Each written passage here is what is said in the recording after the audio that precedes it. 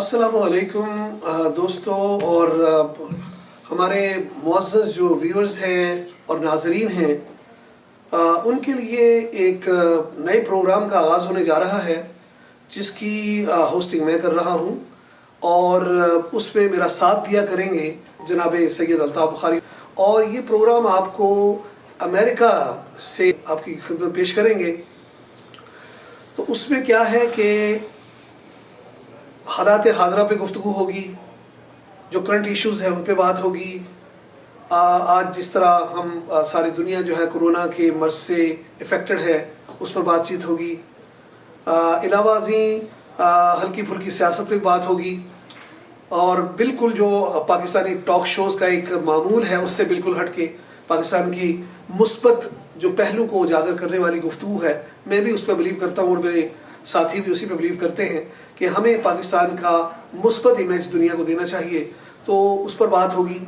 اور چونکہ ہیوسٹن کو میں شہر ادب کہتا ہوں، چونکہ یہاں پر مجھے نہیں معلوم کہ اوورسیز میں کہیں کسی علاقے میں اتنے زیادہ شعراء اور سخنور موجود ہوں۔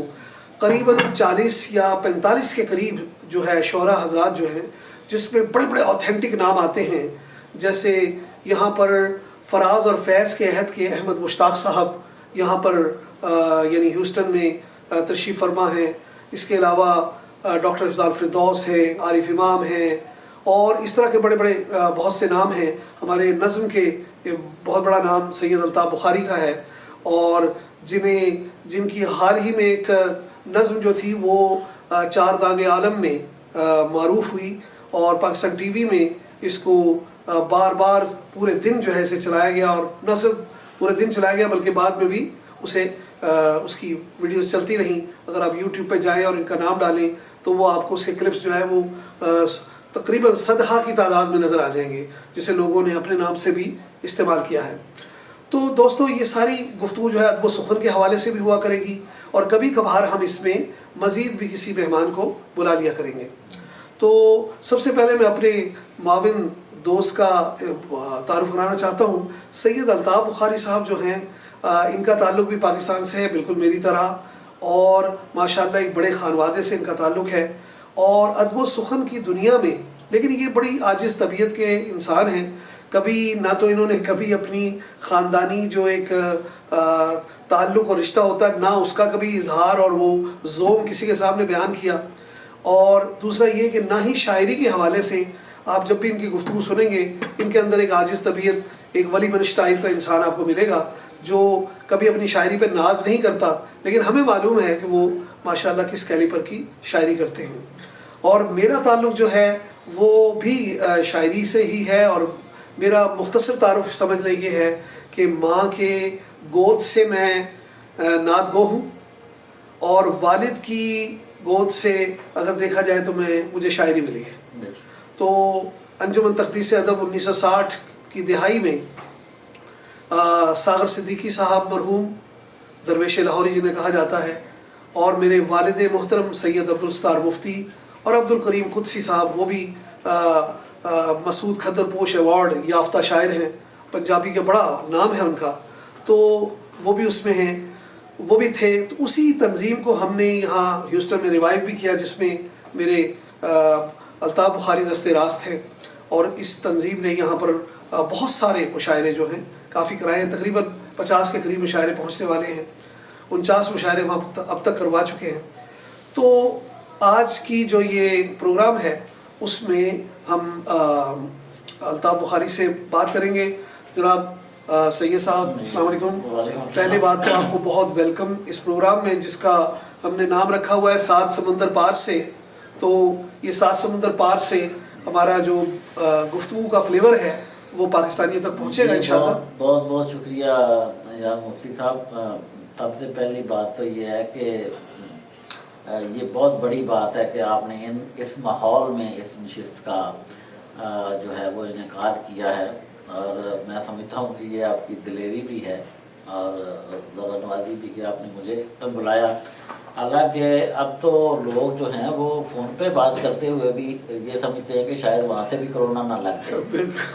تو میں تو پہلے دن سے یہ تجویز دے رہا ہوں کہ کہ ہمیں ٹھیک ہے، ہمیں حفاظتی تدابیر پر بھی عمل کرنا چاہیے، ہمیں سوشل ڈسٹینس اور جو بھی گورنمنٹ کی طرف سے یا اتھارٹیز کی طرف سے صحت کے اصولوں کا خیال رکھتے ہوئے بھی، لیکن سوشل ڈسٹینس کا مطلب قطع تعلق نہیں ہونا چاہیے. اس کا مطلب یہ بالکل نہیں ہے کہ ہم ایک دوسرے سے بالکل ہی کٹ کے رہ جائیں، بلکہ جب ایسی صورتحال ہوتی ہے تو وہ ابلاغ کے نئے ذرائع کو جنم دیتی ہے میرے خیال میں. اور خاص طور پر جیسا کہ آپ نے وہ میری نظم کا بھی ذکر کر دیا، میں سمجھتا ہوں کہ جب کوئی کٹھن مرحلہ آتا ہے تو جو شاعر ادیب ہوتے ہیں، جو انٹلیکچوئل طبقہ ہوتا ہے یا جو خود کو صاحب شعور سمجھتے ہیں، انہیں آگے بڑھ کے لوگوں کو نفسیاتی طور پر لیڈ کرنا چاہیے. بالکل. اور بالکل اس ماحول سے نکالنا چاہیے، اس خوف و راز کے عالم میں سے نکال کر ایک امید پیدا کرنی چاہیے. بالکل. کیونکہ یہ تو الحمدللہ یہ تو ختم ہو ہی جائے گا ایک دن، ٹھیک ہے، اپنے نتائج سمیت. لیکن بات یہ ہے کہ ہمیں موت سے جو پہلے کے لمحات ہیں نا، ان کو موت نہیں بنانا چاہیے. بالکل. اور بالکل میں آپ کی اس بات کو سیکنڈ کرتا ہوں. دیکھیں، جب یہ کرونا کا مرض جو ہے اس نے ایک دم وہ آگ کی طرح شہرت حاصل کی اور چائنا میں لوگوں کی اموات ہونے لگیں، تو میں اس وقت ایک بات یہ کہہ رہا تھا کہ دیکھیں، بات یہ ہے کہ موت تو برحق ہے، ٹھیک ہے. انفلوئنزا سے اور دیگر بیماریوں سے ہزارہ بیماریاں، اور اتنی آپ یقین جانیں ملینز میں لوگوں کی ڈیتھ ہوتی ہیں پورے سال میں. لیکن چونکہ جو سیاسی زعماء ہیں، جو دنیا کی طاقتیں ہیں، وہ اس کو اس طریقے سے پینک کے طور پر استعمال نہیں کرتی.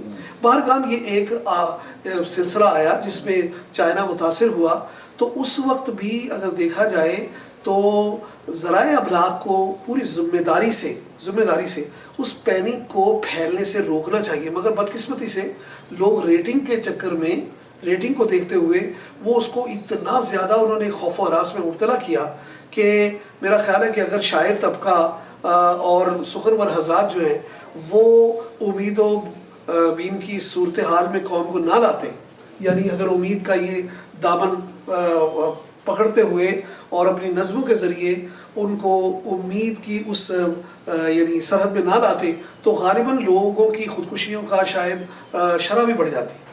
یہ بالکل ٹھیک ہے.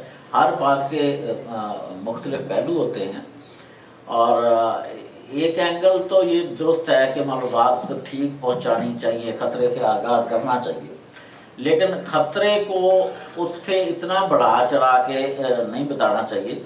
اور الحمدللہ ہم بھی اسی ماحول میں ہیں، اور یہاں پر نو ڈاؤٹ کہ ہزاروں کی تعداد میں ہارٹ آف ڈیتھ ہو رہی ہیں، لیکن اب یہ بھی تو دیکھیں کہ لاکھوں لوگ شفا یاب بھی ہو رہے ہیں، ٹھیک ہے.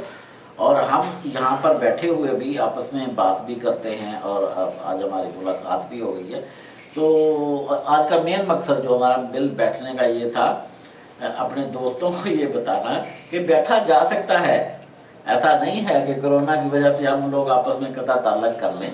ہم جو ہے ایک محفوظ طریقے سے ایک دوسرے سے بات بھی کر سکتے ہیں، بلکہ ایک دوسرے کی ہوپ بن سکتے ہیں. بلکہ اس ضمن میں اس بات کو تھوڑا سا آگے بڑھاتے ہوئے، آپ کی ماشاءاللہ بالکل صحیح آپ نے بات کی، وہ یہ ہے کہ دیکھیں، تصویر کے دونوں رخ پہ آپ کی نظر ہونی چاہیے. اس میں کوئی شک نہیں کہ کرونا سے لوگوں میں جو احتیاطی تدابیر کہی گئی ہیں آپ اسے بالکل اپنائیں، کیوں نہیں اپنائیں. لیکن آپ یہ دیکھیں، لوگ کہتے ہیں کہ جی وہ دیکھیں مساجد پہ یہ بالکل ایک عذاب کی صورتحال آ گئی، مساجد میں وہ بند ہو گئی ہیں، اور فلاں جگہ یہ ہو گیا، فلاں جگہ یہ ہو گیا، اور لوگ عبادت سے بھی آئے. جبکہ میں اس کا دوسرا پہلو یہ دیکھتا ہوں کہ ہمارے گھروں میں جو یعنی عبادت کے طریقہ کار تھے، اس وہ تقریباً خصوصاً اوورسیز میں تو تقریباً انخواہ ہو کے رہ گئے تھے. لوگ صرف جمعے کے لیے مسجد جاتے ہیں، ٹھیک ہے، یا نماز کے لیے ادھر کا رخ کرتے ہیں. گھروں میں خواتین جو ہے وہ ان کے پاس بھی یعنی آپ یہ دیکھیں کہ مصلے دوبارہ آباد ہوئے گھروں میں ہی لوگ باجماعت نماز ادا کرنے لگے. لوگوں نے گھروں میں جمعے کا اہتمام کیا، بلکہ اس خاکسار کو بھی اعزاز حاصل ہے. تو میں کہتا ہوں کہ اس کا اچھا پہلو کیا ہوا کہ گھر کی خواتین کو، گھر کے اعزاء و اقارب کو دوبارہ سے ایک اکٹھے ہونے کے لیے ریوائول ملا. میں ایک فکرہ بتاؤں، مجھے بھول جائے گا، جو اس سارے سچویشن میں مجھے بہت ہی پیارا لگا. ظاہر ہے ہر بندہ اپنی رائے کا اظہار کرتا ہے اور اس کو حق ہے کہ وہ کرے، آپ اس سے اختلاف بھی کر سکتے ہیں، لیکن ان منفی باتوں میں مجھے ایک بڑا پیارا فکرہ پاکستان سے کسی نے لکھا تھا. کسی نے کہا کہ وہ دیکھو جی مساجد بند ہو رہی ہیں، مساجد بند ہو جائیں گی تو یہ عذاب ہو جائے گا یہ وہ. تو ایک صاحب نے لکھا کہ اللہ تعالیٰ نے آپ کو موقع دیا ہے کہ آپ 22 کروڑ مساجد آباد کریں. بالکل بالکل. ہر گھر کو مسجد میں بدلا. بالکل بالکل.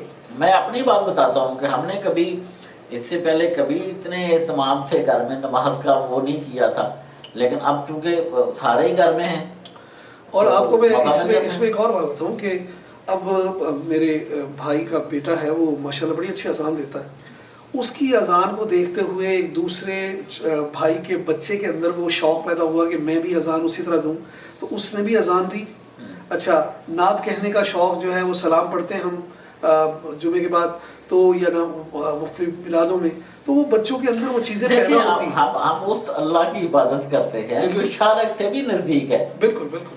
وہ ہمارے گھروں میں تو کیا ہماری شارک سے نزدیک ہے.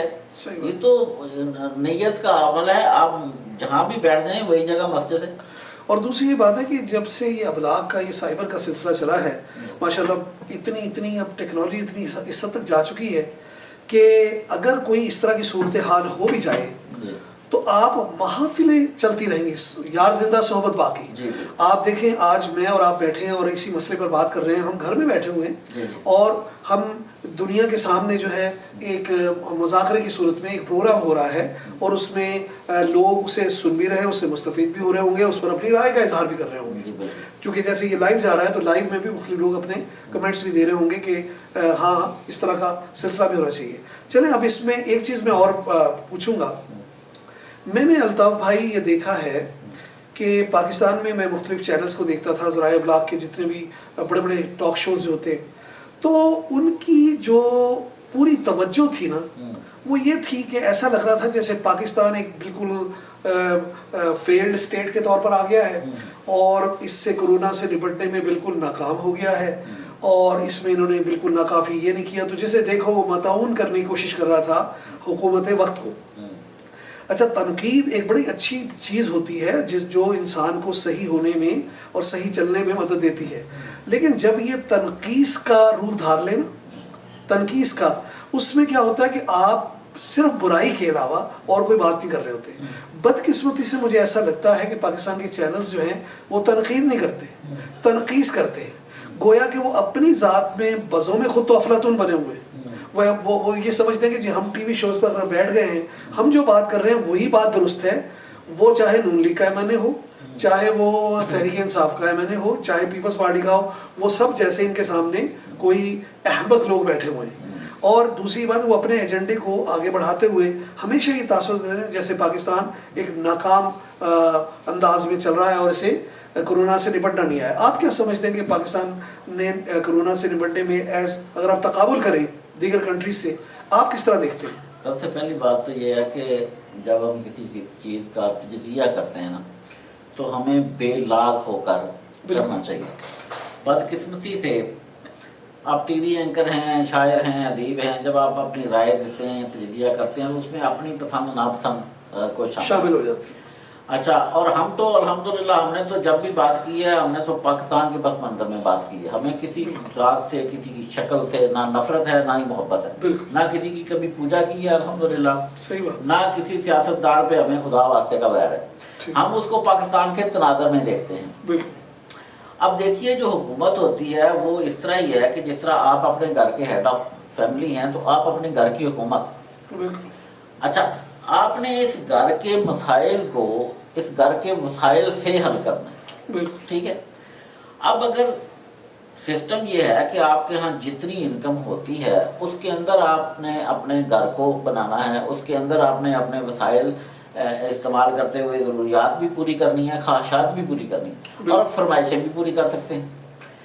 اب بات یہ ہے کہ اب آپ کا بیٹا کہتا ہے کہ آپ کو گاڑی لے کے دی جائے، ٹھیک ہے اس کو گاڑی لے کے دی جائے تو ظاہر ہے آپ اپنے وسائل سے کٹوتی کر کے ادھر، لیکن اگر آپ کے وسائل کے اندر رہ کے آپ کے بچے اگر ہوائی جہاز مانگنا شروع کر دیں صحیح، تو آپ نہیں لے کے دے سکتے، ٹھیک ہے۔ بالکل پاکستان کا مسئلہ یہ ہے کہ وہاں پر جو موجودہ حکومت، میں پوری ایمانداری سے یہ سمجھتا ہوں کہ اس دور میں اس سے زیادہ بہتر طریقے سے اس کو کوئی ہینڈل نہیں کر سکتا تھا، یہ میری رائے ہے، ہو سکتا ہے آپ کو یا کسی سے اختلاف ہو۔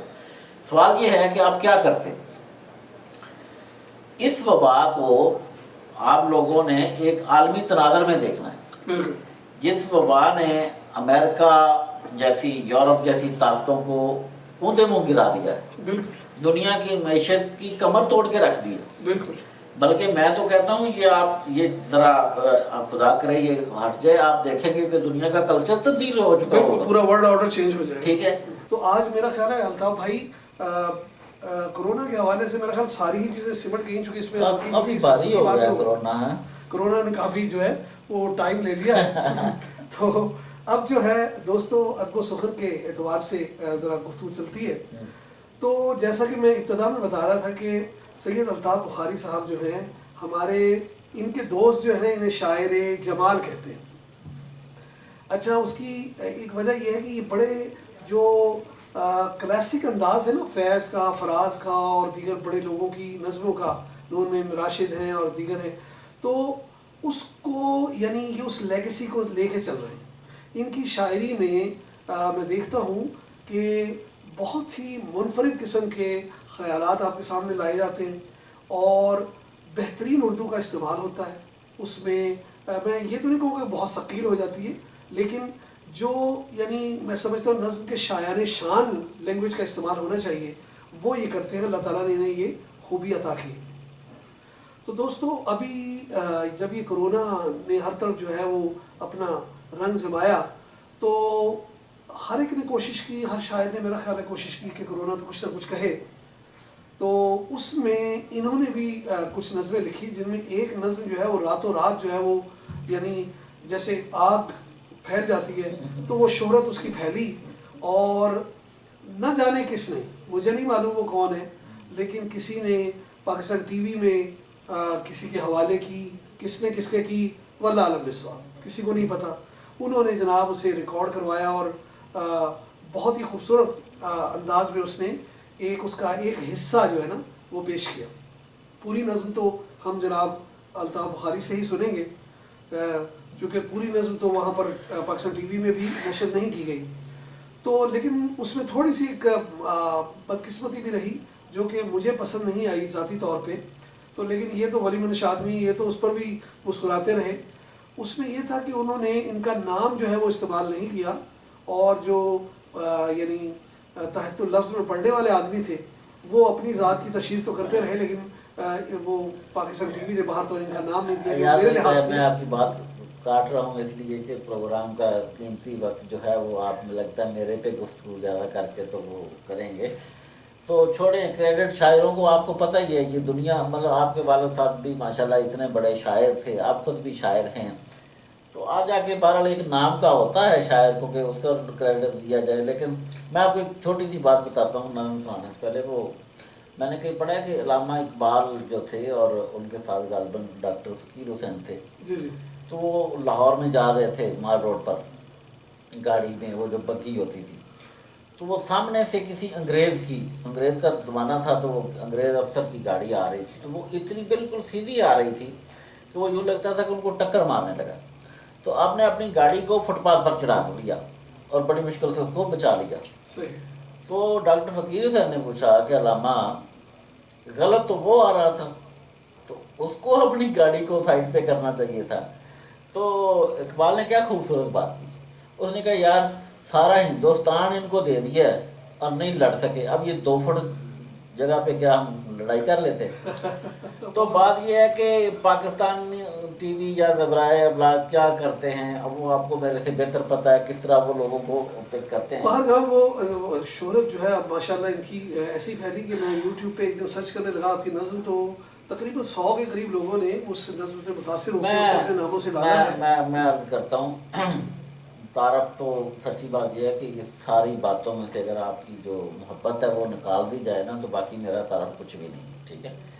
میں آج بھی وہی اپنے آپ کو وہی کہتا ہوں کہ میں ادب کی جو سب سے پچھلی صف ہے اس کا سب سے پچھلا طالب علم ہوں، اور میری خوش قسمتی ہے کہ میرے دوست ہیں کچھ اچھے لوگ صاحب علم آپ جیسے وہ پیار کرتے ہیں۔ تو جہاں تک یہ نظم کا تعلق ہے تو یہ بس کچھ چیزیں ہوتی ہیں نا جو سرزد ہو جاتی ہیں۔ بالکل سرزد اچھا کیا، سرزد اچھا کہا۔ تو جب جو میرے خیال میں آیا میں نے لکھ دیا۔ اچھا وہ سب سے پہلے میں نے یہ اپنی اہلیہ کو سنایا جن کا شعر و ادب سے اتنا ہی تعلق ہے جتنا میرا کچن سے سمجھ لیں۔ تو وہ ایمان لائی آپ نہیں، اس نے ایک بات بڑی کہی، میں جب یہ ڈر سنا کے میں نے کہا تمہیں اس کی سمجھ آئی ہے؟ تو انہوں نے کہا مجھے بڑی سمجھ آئی ہے، مجھے تو لگتا ہے کہ اگر کورونا کو بھی اس کی سمجھ آ جائے تو وہ بھی جان چھوڑ دے۔ اچھا، تو بعد میں اس کا کریڈٹ میں ضرور کریڈٹ دوں گا، میرے دوست ہیں نیر صدیقی پاکستان میں ماشاءاللہ وہ شاعر بھی ہیں ادیب بھی ہیں اور بڑی ہمہ شخصیت ہیں۔ انہوں نے اس کو بڑے پیار سے ڈیزائن کیا، اور جب انہوں نے اس کو شیئر کیا اس کے بعد میں نے دیکھا تو اس کے بعد یہ مطلب ہے کہ چلتی گئی اور اب وہ بہت ساری جگہوں پر ہے۔ لیکن میں یاد وہ ایک بات کہتا ہوں، میں کہتا ہوں میرا نام نہ لے کوئی، میرا لفظ ٹریول کر رہا ہے۔ آپ کے بھائی کا یہ تو فخر ہے نا آپ کو کہ اس کے الفاظ لکھے ہوئے ہیں وہ کسی نہ کسی صورت میں لوگوں تک پہنچ تو رہے نا، تو میرے لیے یہی بہت بالکل صحیح بات ہے۔ ارشاد جی تو وہی نظم ہم درخواست کریں گے جناب آفتاب بھائی سے کہ وہ آج ہمارے ناظرین کو بھی مکمل نظم سنائیں، چونکہ ہم نے اس کا ایک حصہ سنا ہے پی ٹی وی سے، تو وہ ہو جائے۔ تو وہ اس کا عنوان ہے کہ کرونا ہار جائے گا، کرونا ہار جائے گا، محبت جیت جائے گی۔ محبت جیت جائے گی۔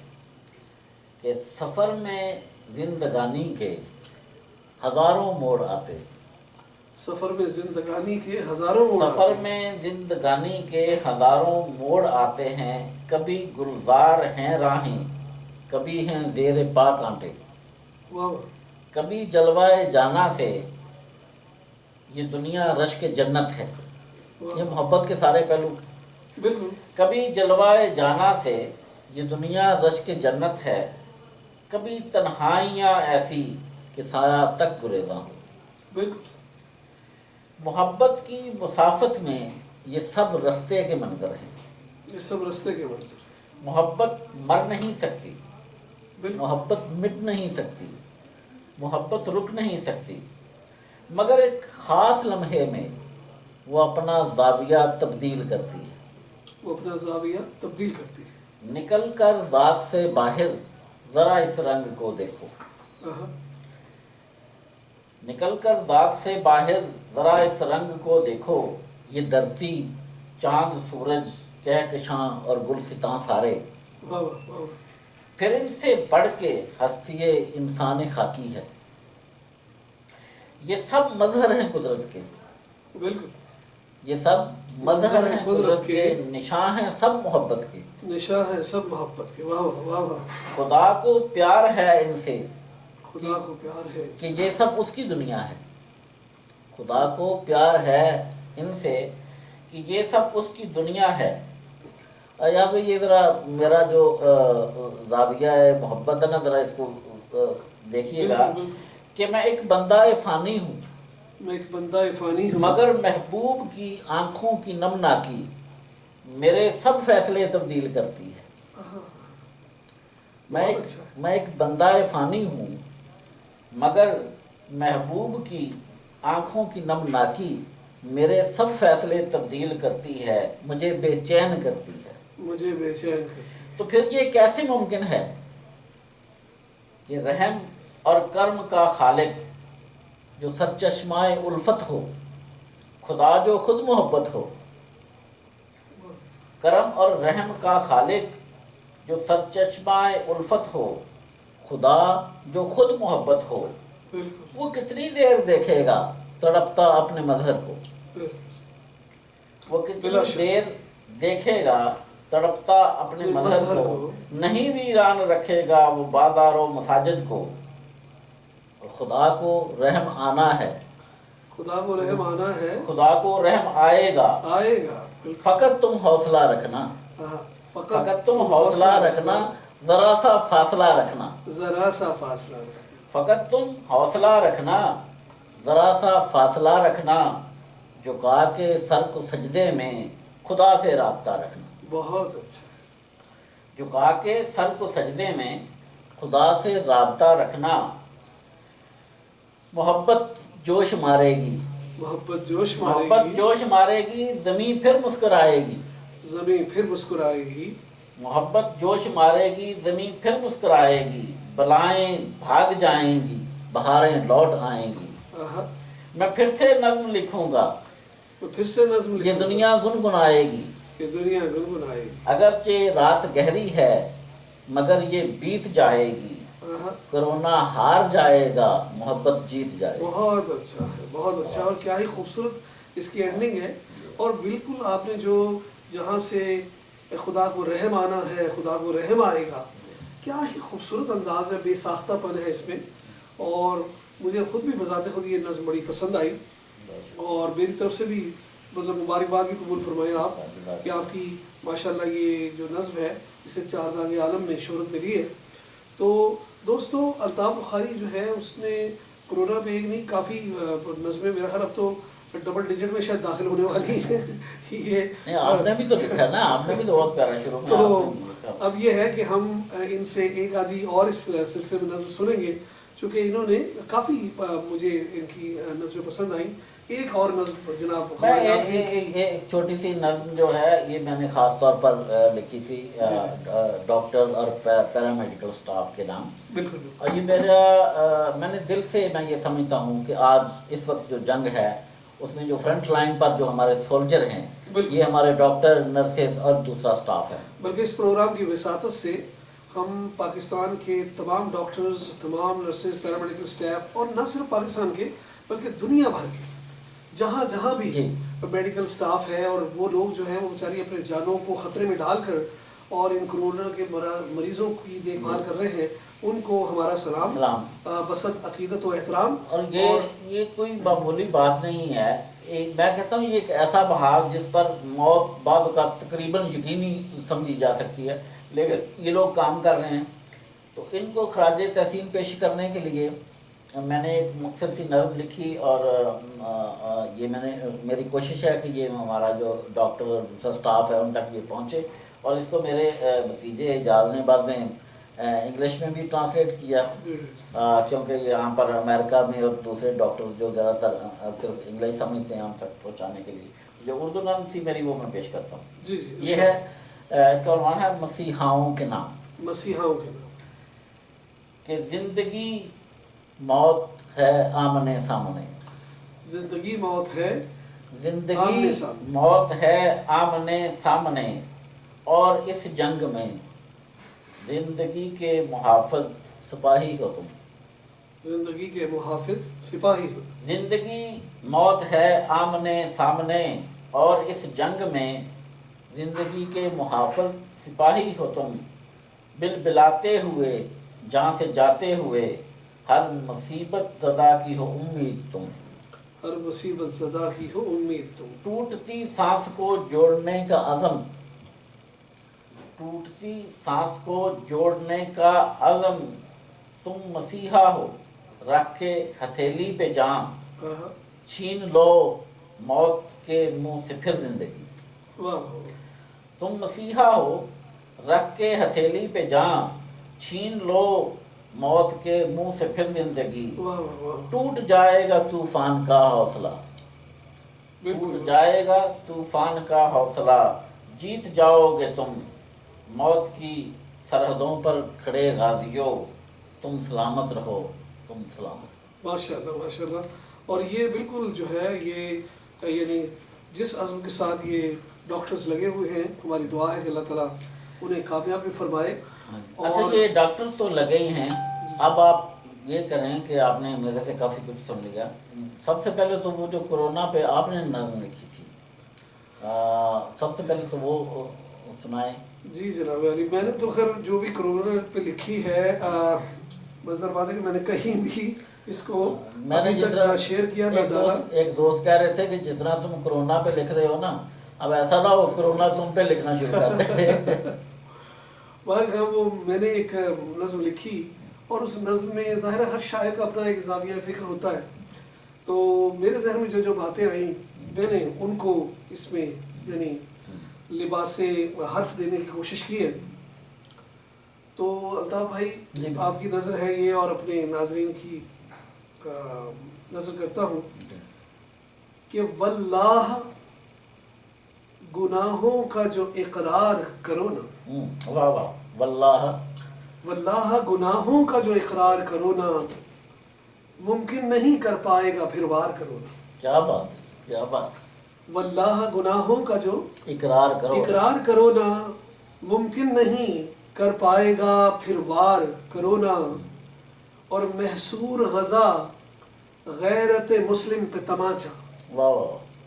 محصور غزہ غیرت مسلم پہ تماچا، کشمیر میں ناکام ہو اظہار کرو نا.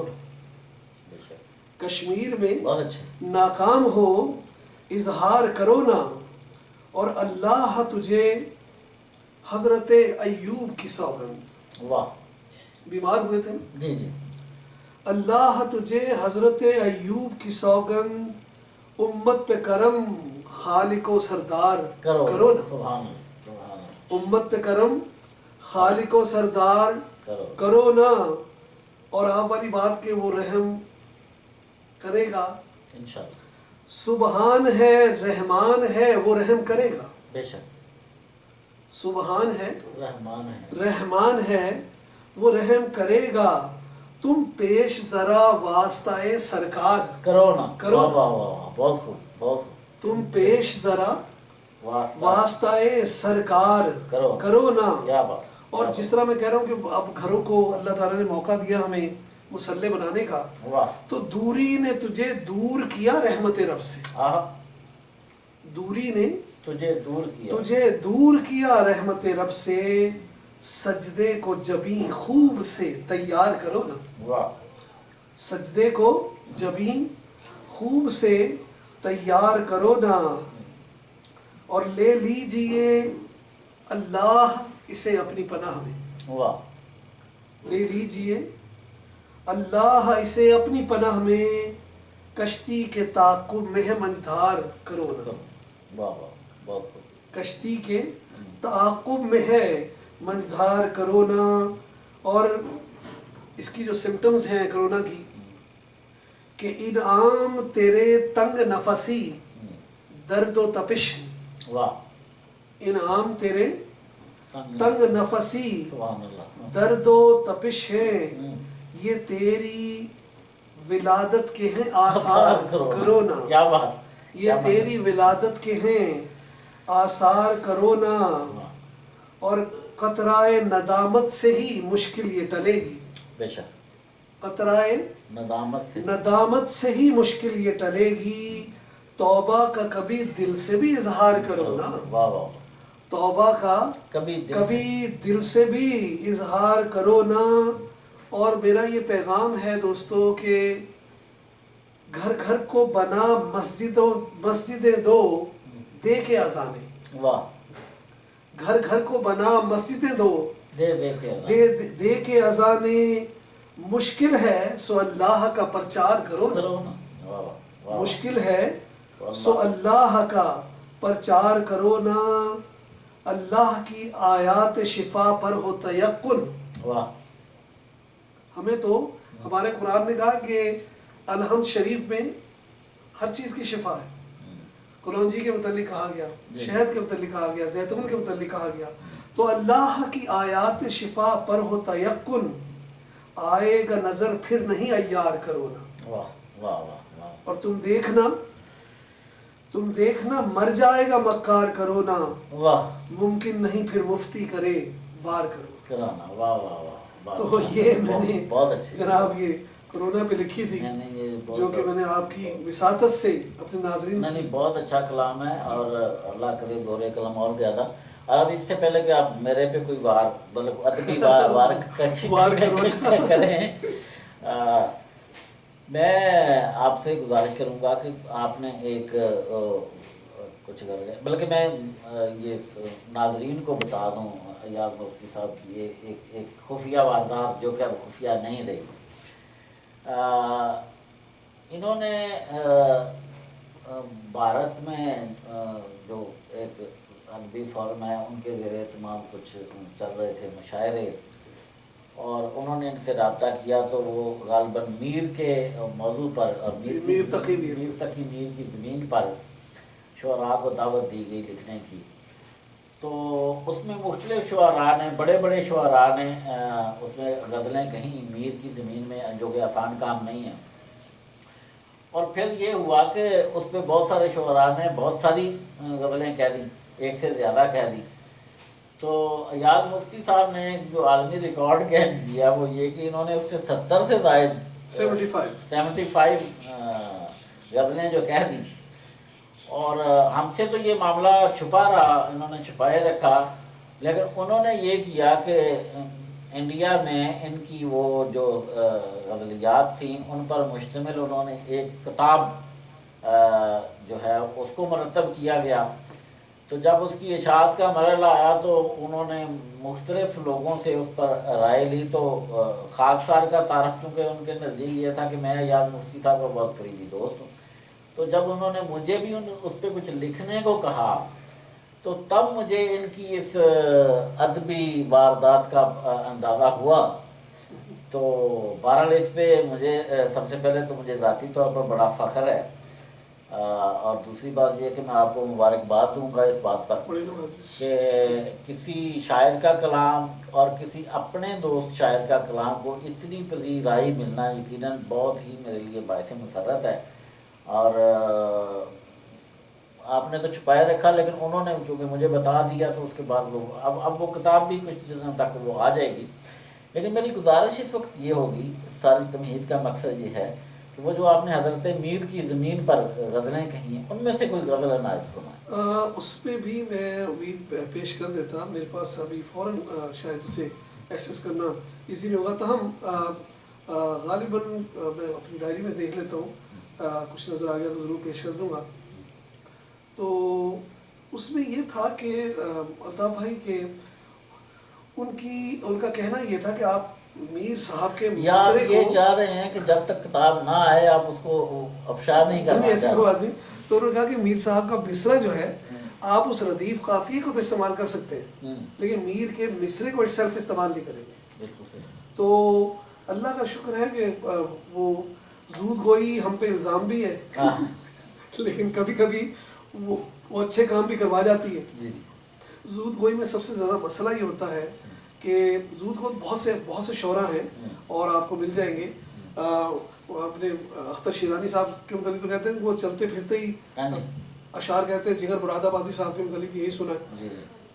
لیکن غزل کا یعنی تغزل کا معیار بھی برقرار رکھنا یہ بڑی بات ہے، اور اس کے باوجود آپ کی غزلیات کہنا. اللہ کا شکر یہ تھا کہ لوگوں نے اس میں میری اس چیز میں زود گوئی میں انہیں یہ ضرور نظر آیا کہ غزل کا جو ہے وہ مقام یا بار بار اسی مضامین کا اظہار نہیں تھا. اس میں آپ کے کچھ کہنے کی ضرورت ہی نہیں پڑتی. جب آپ کا کلام انڈیا جیسے اور وہ اتنے بڑے ادارے اور فارم جو ہے اس پر اگر وہ چھپ رہی ہے اور اس کو وہ کتابی شکل میں چھاپنے کا اعلان کر رہے ہیں تو یہ اس بات کا ثبوت ہے کہ آپ کے فن کا ماشاءاللہ. لیکن آپ غزل ضرور اس کی کوئی عنایت کریں. جی میں بلکہ اس سے پہلے چاہوں گا کہ آپ سے ہم وہ زندگی والی ضرور سن لیں، پھر آپ کا دوسرا کلام ضرور سننا چاہوں گا. لیکن آپ کی وہ زندگی مجھے بہت پسند ہے. تو وہ ناظرین بڑی ہی خوبصورت ایک نظم لکھی ہے اور وہ بھی انہی دنوں میں، ان دنوں کی کیفیات کا اظہار بھی ہے اور اس سے بڑھ کے وہ زندگی پر بہت سے لوگوں نے یعنی نظمیں لکھی ہیں لیکن اس میں تھوڑا سا تغزل کا ایفیکٹ ہے، تغزل کا ہے اور بڑی خوبصورت یہ غزل ہے. میں چاہوں گا کہ اس موقع سے فائدہ اٹھاتے ہوئے الطاف بھائی سے وہ سن لو، اور اتنے میں کوشش کرتا ہوں اگر مل گئی تو میں آپ کو ضرور سنا دوں گا. جی میں عرض کرتا ہوں یہ زندگی والی غزل جی جی. کہ مضطرب بے ثمر بے امان زندگی، مضطرب بے ثمر بے امان زندگی. بے امان زندگی. آج کل کی جو زندگی ہے اور تقریباً ہر دوست پہ یہی کیفیت ہے کہ جس طرح مسلسل گھروں میں بند ہیں اس میں مختلف کیفیات ہوتی ہیں. کسی وقت مطلب لوگ فرسٹریٹڈ بھی ہو جاتے ہیں، کسی وقت بندہ بے یقینی کا شکار ہوتا ہے، خوف بھی ہوتا ہے، پھر ہوپ بھی ہوتی ہے، ملی جلی. بالکل بالکل. تو مضطرب بے ثمر بے امان زندگی، بے امان زندگی. خواہشوں کا خیالی مکان زندگی، خواہشوں کا خیالی مکان زندگی، خیالی مکان زندگی. واہ واہ واہ. اور کچھ تصور کا الفاظ کا کھیل ہے، کچھ تصور کا کچھ الفاظ کا تصور کھیل کا ہے. الفاظ کا کھیل ہے تماشائے وہم و گمان زندگی. جی جی. اور دست تقدیر و تدبیر کی جنگ میں ہاں. رہ گئی بن کے آہو فغاں زندگی. واہ واہ واہ. اور یاد بھائی شعر سنو کہ کوئی اس کے نتائج مرتب کرے، کوئی اس کے نتائج. کوئی اس کے نتائج مرتب کرے، جی جی. ہر گھڑی ایک نیا امتحان زندگی. ہر گھڑی ایک نیا امتحان اور زندگی. معترض خود بھی ہے اپنی ترتیب پر، جی جی. معترض خود بھی ہے اپنی ترتیب پر، موت ہے چاہیے تھی جہاں زندگی. موت ہے جس جگہ، موت ہے چاہیے تھی جہاں زندگی. جہاں زندگی. بہت اچھا ہے. بہت اچھا معترض خود بھی ہے اپنی ترتیب پر کہ موت ہے چاہیے تھی جہاں زندگی. بہت خوبصورت. اور ہے ورق در ورق در ورق داستان، کیا اچھا ہے. کیا اچھا ہے. ہے ورق در ورق در ورق داستان، ہے نہاں در نہاں در نہاں زندگی. بہت اعلیٰ ہے یار. دوبارہ آتا ہوں. بہت ہی اچھا شعر ہے. بہت ہی اچھا. ہے ورق در ورق در ورق داستان، ہاں. ہے نہاں در نہاں در نہاں زندگی. اور میں چمن میں تھا صحرائے وحشت میں ہوں، ہاں.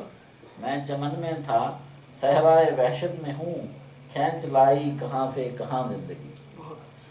مضطرب بے ثمر بے امان زندگی، خواہشوں کا خیالی مکان زندگی.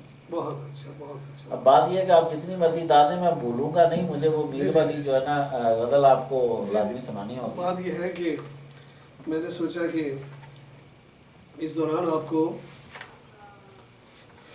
میں سناتا ہوں. وہ اس کی سامنے اس کی بھی آ گئی تو وہ بھی بالکل سنا دوں گا. آپ سنائیں گے اس کے بعد میں بھی آپ کو ایک تازہ ترین شکفتہ سی غزل جو ہے وہ بھی میں آپ کے لیے لایا ہوں. جی جناب علی. جی. تو یہاں پر پہلے میں آپ کو ایک غزل سنا رہا ہوں. جی جی. آپ کی وساطت سے اپنے ناظرین کی نظر کروں گا. جی جی. کہ الطاف بھائی، رخ سے پردہ وہ اگر اپنے ہٹانے لگ جائیں. واہ واہ واہ. رخ سے پردہ، رخ سے پردہ وہ اگر اپنے ہٹانے لگ جائیں، کہکشاں چاند ستارے تو ٹھکانے لگنے. کیا ٹھکانے لگایا گیا؟ کہکشاں چاند ستارے تو ٹھکانے لگ جائیں. اور دیکھیے گا خیال کیا ہے کہ واہ در حسن کو کر، واہ در حسن کو کر، واہ در حسن کو کر پیار بھری سمسم سے. کیا بات. خیال دیکھیں. واہ در حسن کو کر پیار بھری سمسم سے، این ممکن ہے تیرے ہاتھ خزانے لگ جائیں. کیا بات. این ممکن ہے تیرے ہاتھ خزانے لگ جائیں. اور شعر بہت توجہ طلب ہے الطاف بھائی کہ ایک مروت سی بھلی چیز ہوا کرتی تھی. ایک مروت سی بھلی چیز ہوا کرتی تھی، اب اسے ڈھونڈنے نکلیں تو زمانے لگ جائیں. اب اسے ڈھونڈنے نکلیں تو زمانے لگ جائیں. اور اب کے موسم میں ہوا اور بھی سرکش ہوگی. اب کے موسم میں ہوا اور بھی سرکش ہوگی. ہم بھی لو اپنے چراغوں کی بڑھانے لگ جائیں. واہ واہ. بہت اچھے. ہم بھی لو اپنے چراغوں کی بڑھانے لگ جائیں. اور اس سے کیا ہوگا؟ ابس فاصلے بڑھ جائیں گے. واہ واہ. اس سے کیا ہوگا؟ ابس فاصلے بڑھ جائیں گے. چھیڑنے ہم جو وہی زخم پرانے لگ جائیں. چھیڑنے ہم جو وہی زخم پرانے لگ جائیں. اور دیکھیے جلد ہی وہ وقت بھی آئے گا حضور. دیکھیے جلد ہی وہ وقت بھی آئے گا حضور. ہم ادھر روٹھیں ادھر آپ منانے کیا بات. ہم ادھر روٹھیں کیا بات. ادھر آپ منانے لگ جائیں. اور میں یہ کہا کرتا ہوں، یہ یعنی شہر ادب کے لیے بھی ہے کہ پاس تقدیس ادب گر نہ ہو ملحوظ ہمیں. پاس تقدیس ادب گر نہ ہو ملحوظ ہمیں. حرف کو بیچنے والے تو ٹھکانے لگے.